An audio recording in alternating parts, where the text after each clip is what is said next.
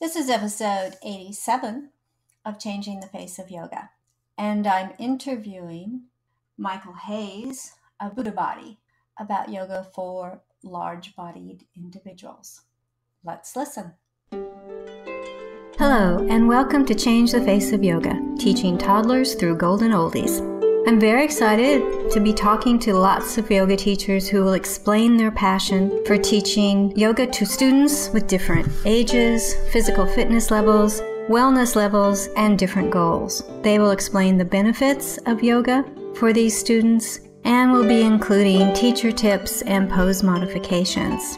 I am Stephanie Cunningham of Yoga Lightness, and I've been teaching over 50s for 10 years. So this area is my passion and the passion of many other yoga teachers that you will be listening to in this series. Thank you so much for listening, and let's get started. This is Changing the Face of Yoga, and I have a great guest today. His name is Michael Hayes. Michael is the founder of Buddha Body in New York. And he has more than 20 years of experience teaching and has studied extensively in the following traditions: Iyengar, Ashtanga, Thai, Om Vinyasa, and Yoga Anatomy. In addition, Michael has traveled regularly to Thailand to study with master teachers. His class will benefit anyone, regardless of their individual anatomy, flexibility, age, or yoga background. And he's also a licensed massage therapist and has practiced massage for more than 20 years.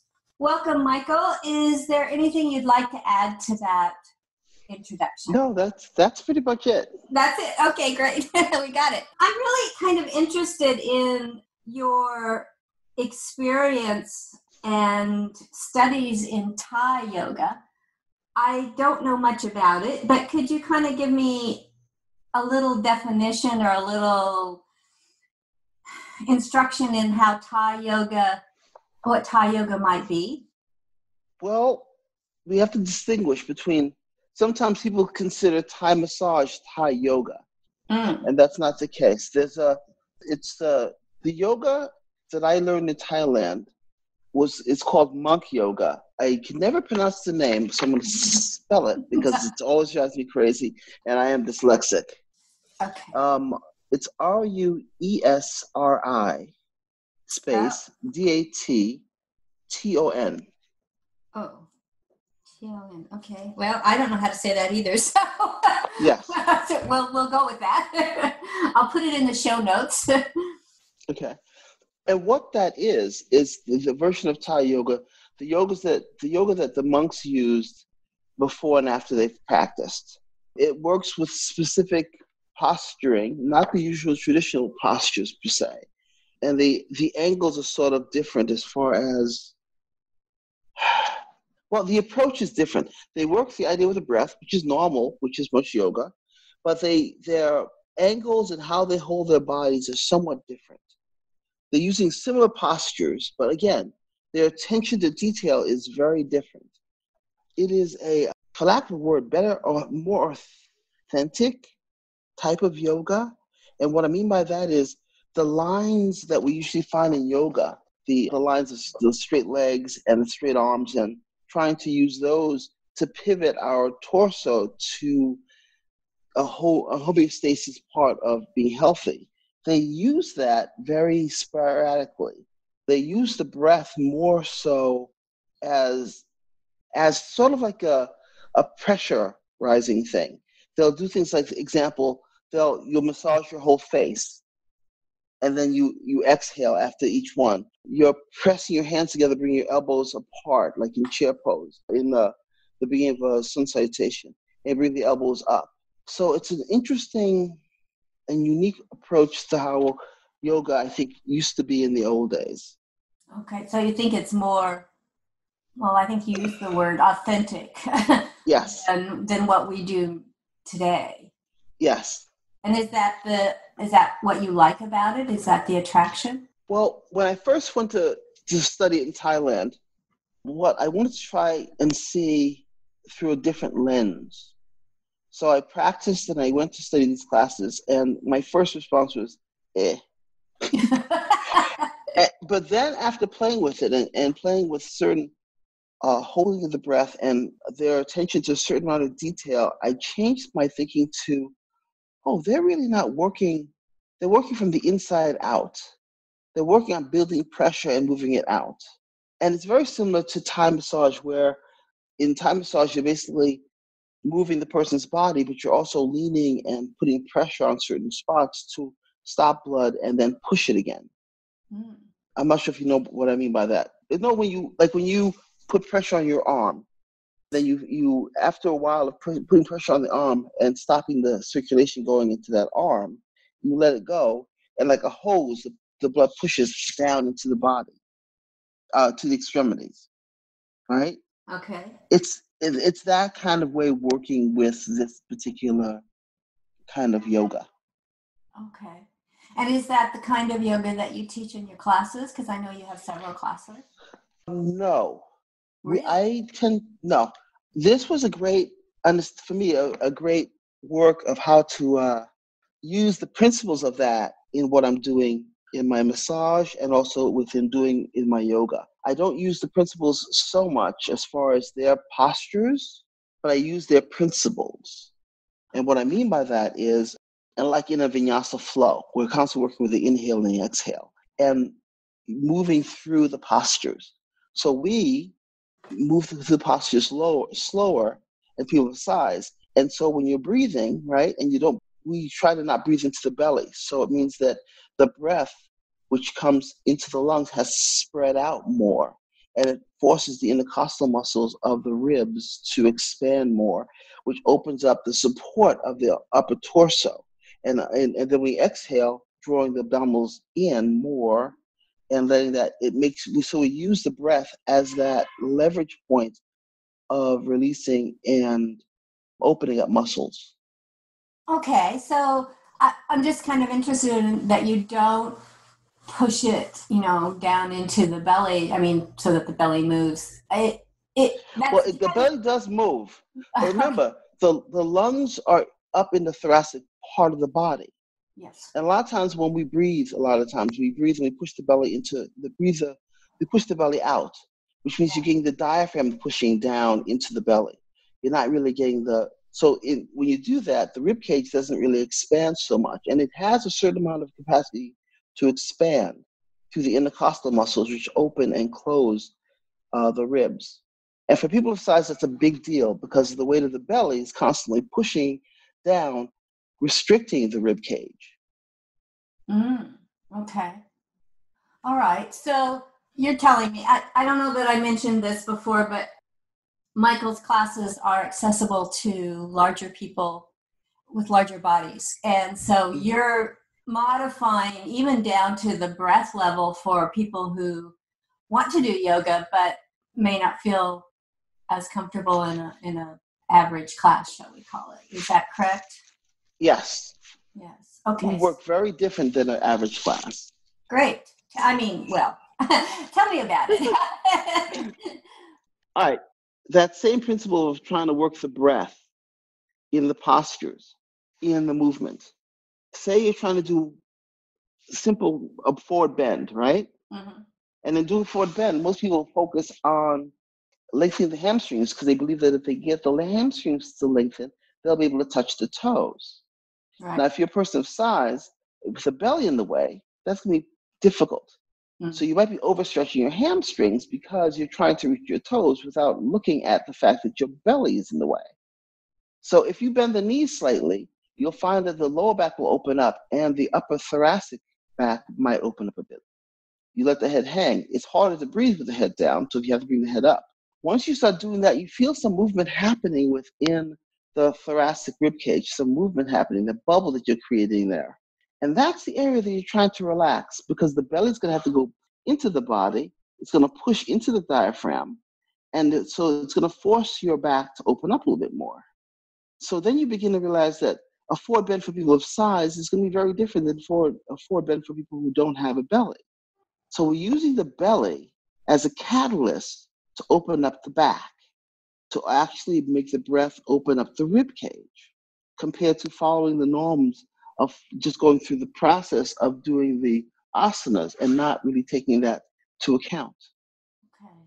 You're very focused on the breath, it sounds like, for I'm people with obsessed with the POTS. breath. Oh, okay. I'm not just focused. I'm obsessed with the breath. Okay. And so I'm trying to picture this because I am a yoga teacher too, Mm-hmm. and I do understand about the hamstrings.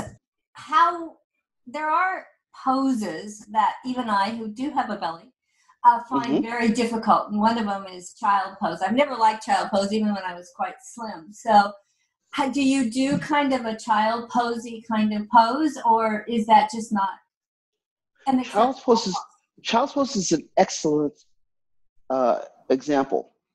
Okay. We do child's. Then you have to think of, why do we do child's pose? I've never understood, actually. Yeah, but for me, I'm assuming what they're trying to do with child's pose is to fold all the joints within each other and allow the weight of the body to slowly bring you down, right? Mm-hmm. So if you have a hard time bringing your butt to your ankles, you have to look at the reason why that is. For people of size, sometimes that is because the ankles are so tight that your ankles are off the ground, which means the weight drops onto your knees. If the weight drops onto your knees, you're not going to want to be there. Mm. So you've got to find a way of stretching out the ankles. So you put a thing like a blanket underneath the ankles and a bolster or something higher underneath the knees to let the weight drop down towards the ankles. So that's one thing that's happening. You use a chair to let your head rest on.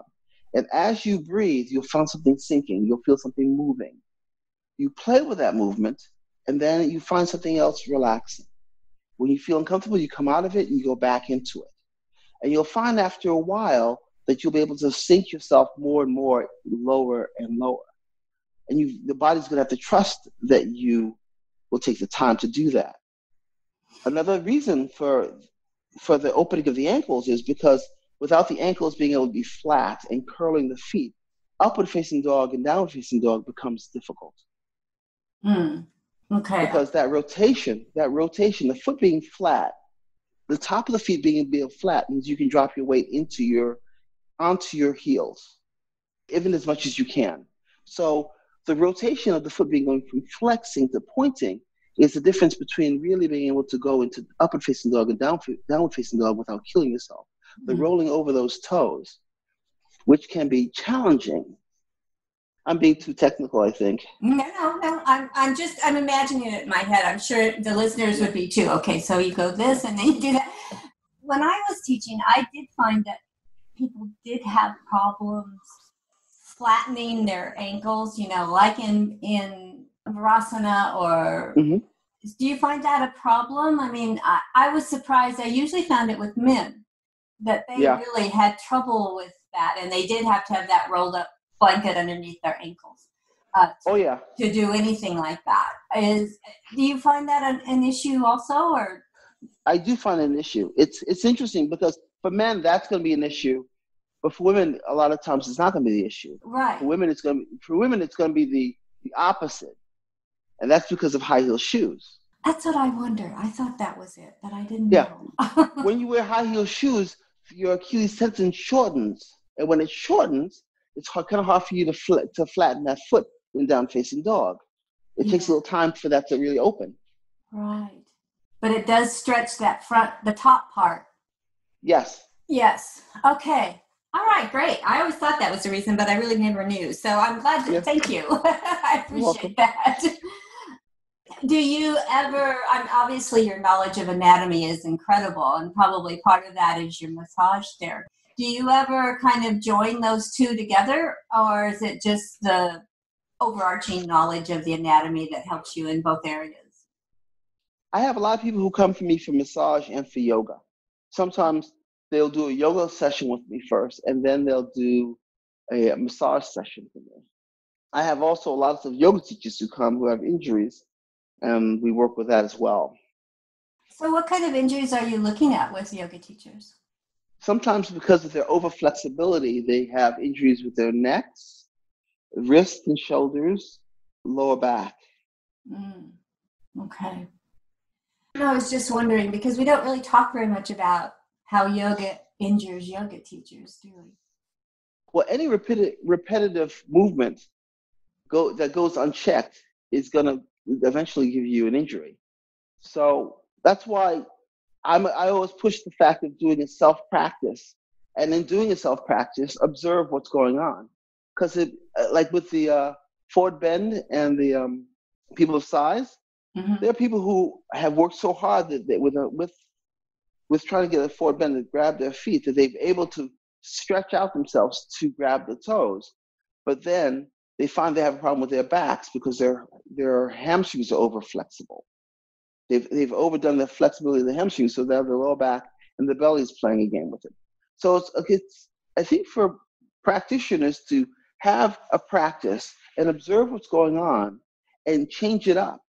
1,001 downward-facing dogs and chaturangas are not going to change your practice. It's going to make you stronger, but what is your practice? And I think your practice should be self-observation, self-reflection, exploration of different ways of looking and feeling your body.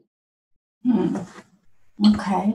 I think that's what I've always loved about yoga, is that it's so varied in that you don't have to do the same poses every time. You can do a whole bunch of other kinds of things. And I think that's one of its joys, is that it's not as regulated as many other things. And so, yeah, I agree. Kind of changing it up for your own self-practice as well as your teaching is really helpful. Because I think when you get around all the body, sometimes you can't get around the body all the way when you're doing an hour's class. So thank you. I think that's a great explanation of why you should have a self-practice. Mm-hmm. So you're working with people with large bodies. Do you think that we're making progress in that area, that we are making yoga more accessible? I think that I've been doing this for around 20 years. And I think there were only maybe 3 people that I knew that were working with people of size at that time. And now I'm seeing huge amount of people doing that, which is great. In Canada, the accessible yoga people work with size, working all these different things, and I love that. So yes, I do believe there is a change happening. There's a pushback with that change, but still, without change. Can you explain the pushback a little? When I first started doing the yoga for plus size individuals, I was looking for a studio that would hire me, that would basically hire me to teach these classes. And back in the day, there was nobody who was going to hire me to teach a class for people of size. They would offer me slots like 9 or 10 o'clock in the morning. And my demographics are 9 to 5ers. So after a while, I realized if I'm going to do this, I'm going to do it my own. So I actually tried to rent space out and built my own practice and got some interesting results with it. Through the years, I've seen more and more people starting to do their own practice, starting to really push against the norms of how yoga is done. And that makes me very happy. I think, though, we still have a struggle with the mainstream because they're not quite seeing how it's going to financially support them. Things like clothing wear for people of size, bigger yoga mats, space inside yoga centers. And I think partly that has to do with the fact that it's so expensive for renting space and stuff. So it's going to it's still going to remain grassroots. And I think that's a good thing because it's not taken away by big business to the point, at least not yet. And I sort of like that. I like the down homegrown feeling of people making it their own, maybe even decommercializing it. Do you think that there's something negative about the commercialization?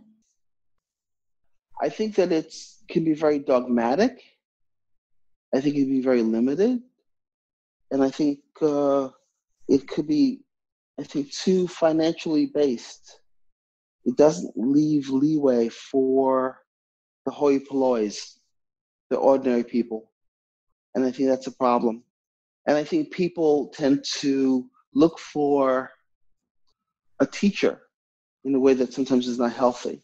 And in corporate world, if you've gone to like some of the classes, you'll see that they're all looking pretty much the same. And for me, when everybody looks the same, there's no growth happening there. And the teachers don't know how to work with them. So I think that yoga will always survive. Our attention to it, our growth with it is always in jeopardy and is always questionable. Yeah. I think of the teachers that we looked at that we aspired to 20 years ago, and you look at how they either have to change because of their bodies, because of hip surgery or joint problems or whatever. And I think that if you're looking that way, if you're seeing that that's happening after 20 years, and they're not really addressing that, changing that, then it's a problem in the long-term goal. Your students will follow your role in having similar problems. So I can't put it all on the teachers because we have free will. We have the ability to really look and try to explore what's really going on there. And if you're really interested in yoga, you practice. You find your practice. So it's a couple of different levels. If I think corporate, yeah, I can see the dogmaticness of it.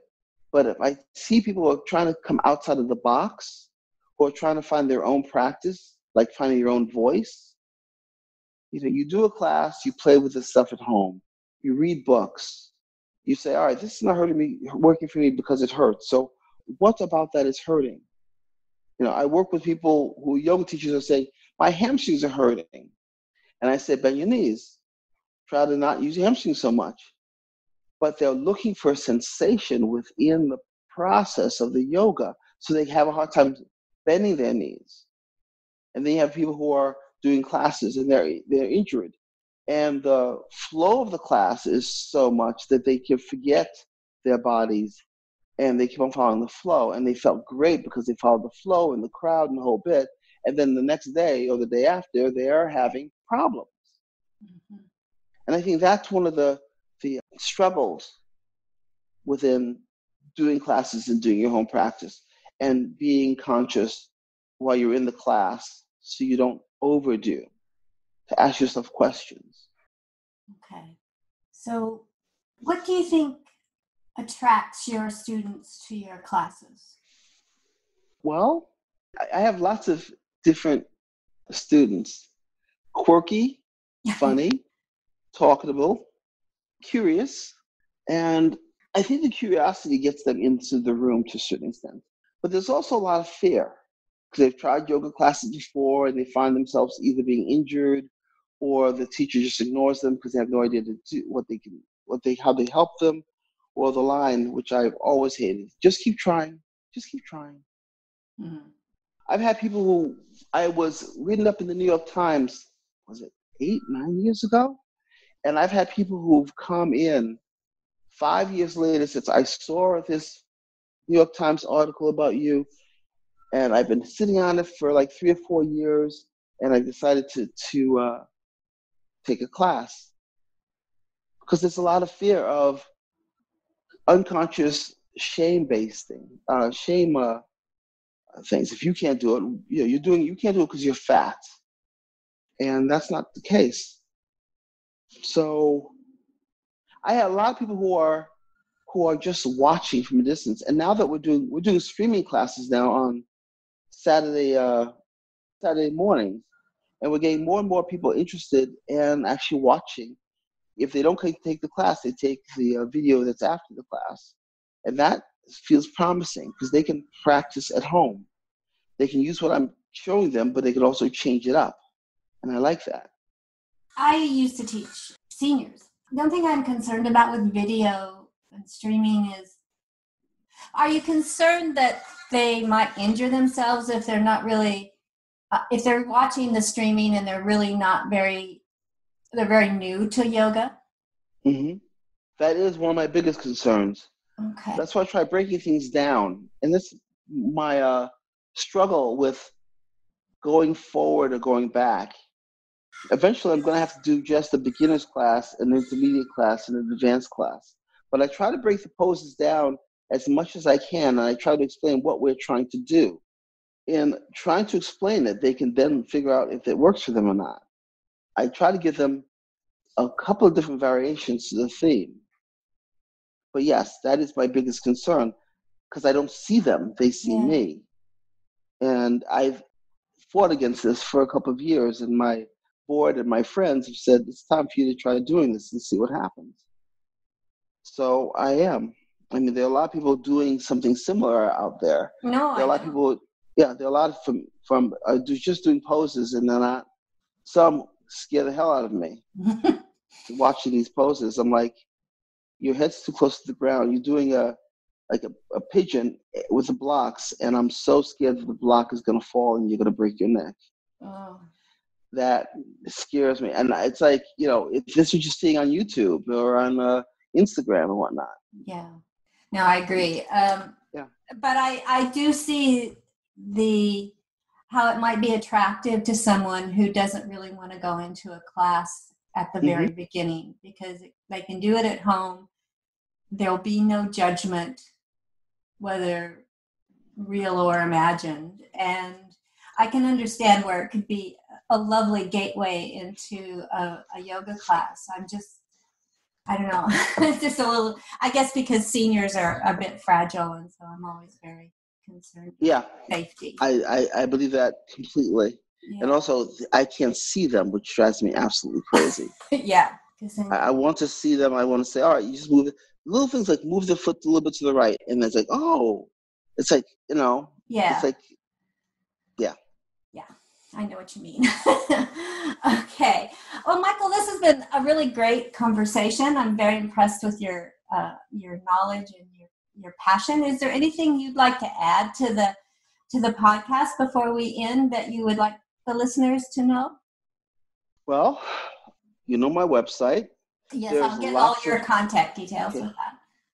There are lots of choices you can make. Look at stuff, play with it with your body. Ask your body how comfortable it is with it. And if it's not comfortable, ask you why. The whys are more important than completing something, because the whys give you more information.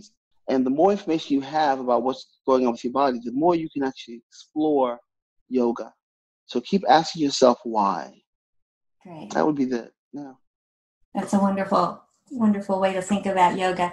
And it implies that not everyone has to do the same thing, and that it is a very individual thing for everyone, that it's your body that's telling you what to do, not the teacher per se.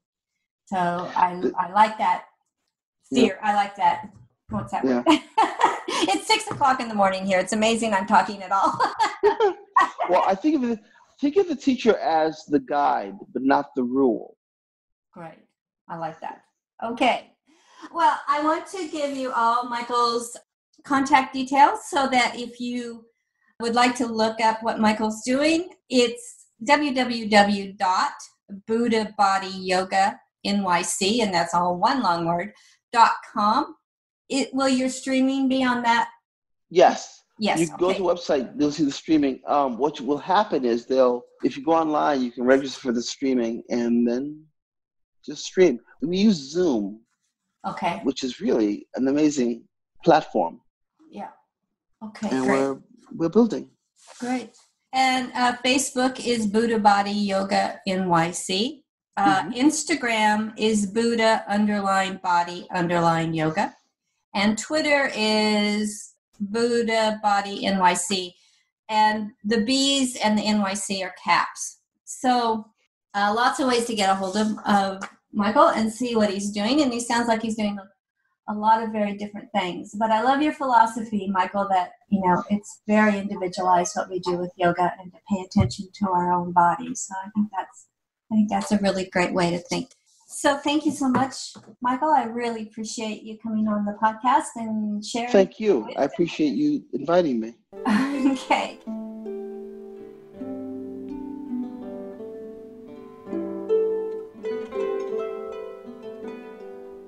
Thank you for that wonderful interview. If you would like to be a guest on Changing the Face of Yoga, please go to my website, www.yogalightness.com.au, and under the Changing the Face of Yoga tab, you can complete Be Our Guest form. After reviewing the form and finding it applicable to this podcast, we will send you a link to schedule an interview. Please download, review, and tell your friends of any podcasts that are of interest to you and to them. If you would like to contact me, send an email to info@yogalightness.com.au. And thank you for listening to Changing the Face of Yoga.